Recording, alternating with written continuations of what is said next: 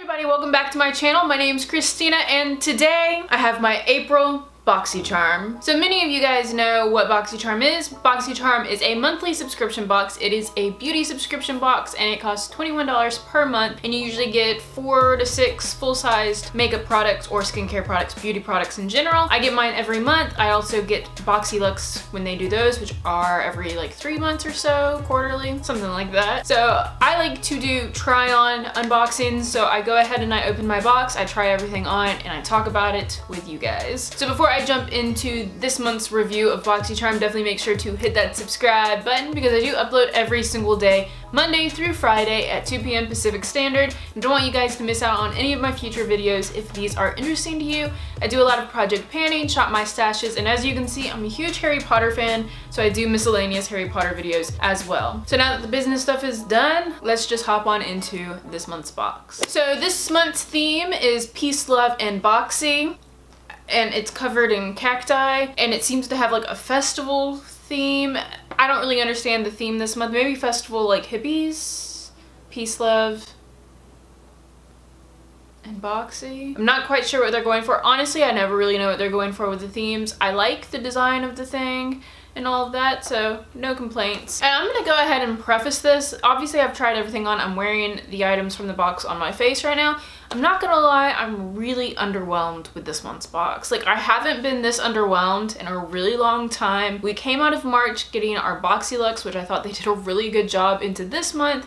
And if this was, I always think of it, if this was like my first Boxycharm box, how I would feel, and I would be very disappointed. Just throwing that out there. I'm gonna talk about the items in the order that they come on their list. So the first thing on the list on the back is the Pure Festival palette. Now this is a brand new palette from Pure. I actually saw this on Ulta before Boxycharm came out. So this is definitely a new palette. Looks like this on the outside, and the colors on the inside do match. It's how I did my eye look today, which I think is really, really nice. I wasn't expecting to like these like pressed glitter shades, but I used the fireworks shade down here on all over my lid, and it's really pretty. I will say though, I have hooded lids and the glitter is definitely coming off where my fold goes, so that's annoying. And I have a primer on, so if you have hooded lids like I do, the glitter's not gonna stay. I need to try it with a glitter glue next time. It said you don't need one, so that's why I did it that way. At least I thought it said you didn't need it. It would probably work better with the glitter glue, so just throwing that out there if you do have hooded lids. I think if you don't have hooded lids, it works fine because everywhere else it hasn't moved. It's just right where my hood goes over, all of that product is gone. But hey, that happens with a lot of eyeshadows. Overall, I like the color story. I think the shadows are pretty nice. Definitely not the nicest shadows. I feel like with Pure, we get Pure and Boxycharms a lot. They're always hit or miss. They're either really, really good or really, really bad. We got, I think a couple years ago now, we got the Pure Soiree Diaries palette, and that one was phenomenal. And this one kind of reminds me of that one in like the formula. So I do really like this. I think I will get a good bit of use out of this, and it was nice. It blended well, and I think the look came out really pretty. But I will say this palette has the worst smell. And again, I'm not usually one to complain about scents of anything, but it has a very strong glue chemical smell, which honestly has now given me a headache today, but it's fine. Hopefully it goes away after a while. This isn't bad. The value of this is $36, so this is more than the box. Do I think it's worth $36? Personally, no, but won't argue there. The next thing we got is another thing I was really excited to see, actually, because I love getting brushes in these boxes because I hate personally buying them myself. And we got a Luxie brush set. We got 3 brushes. I did use one today. I used this pink one, which is the large shader brush. And when they say large shader brush, it is large. It literally covered my entire lid, so if you have small eyes like I do, maybe not the best brush for trying to do detail crease work, but you know, you live, you learn. It also comes with a contour brush and a flat shader brush, and I'm excited about it. I like the design of these. The handles are pretty thick, but they feel nice, and I like the color gradient. It looks like a sunset.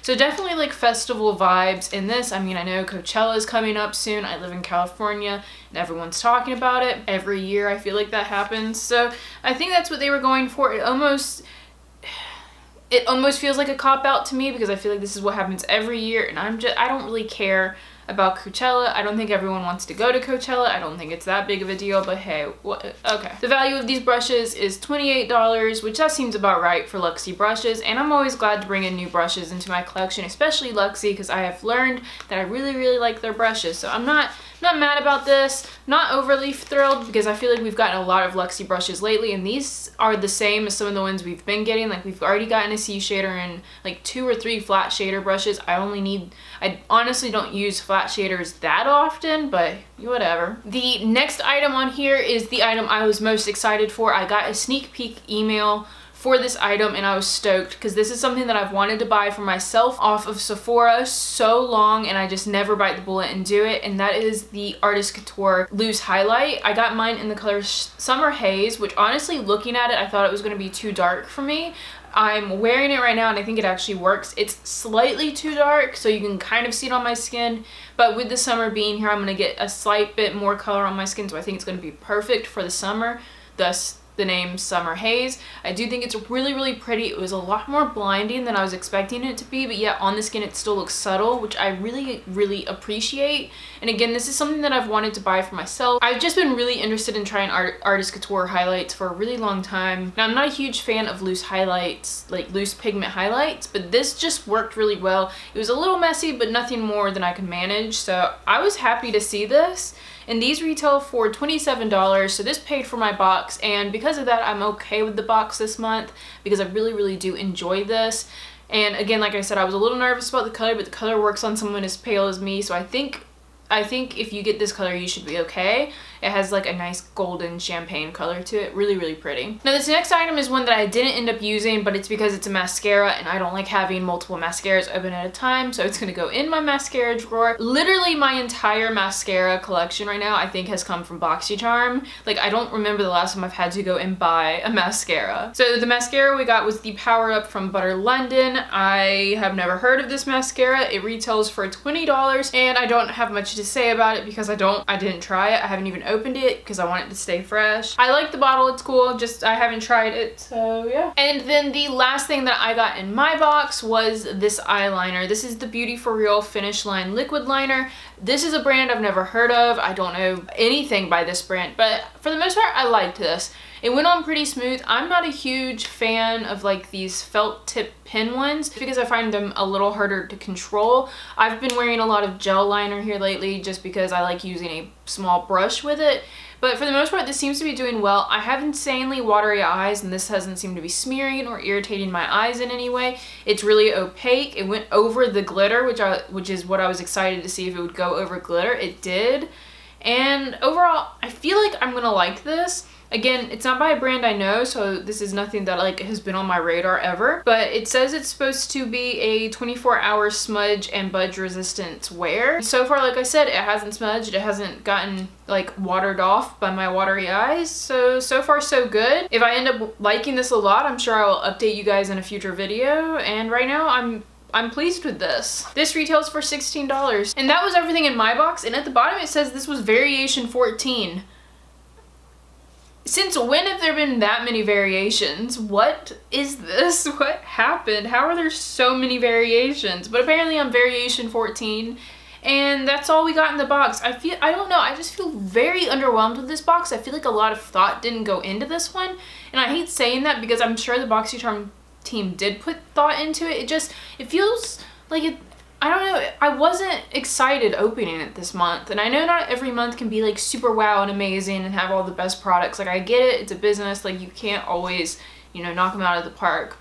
But I don't know, I just feel like a lot of thought didn't go into this one. If I have to pick a favorite, it's definitely the Artist Couture Highlight because I've been wanting one of those for forever, and the color actually worked for me. And then I think second is definitely the eyeliner, which is surprising because I think it's going to be one that once I get used to it, I'll end up using a lot more, especially if it doesn't smear, because I do have a lot of issues with that. But I do actually think the least favorite thing in my box, I don't know, it's a toss-up between the palette and the brushes. I like getting brushes in my boxes typically, but I feel like we've just gotten so many Luxie brushes and we're getting the same type of brush over and over again. I feel like I have a lot of flat shaders and they're like my least used eye brush.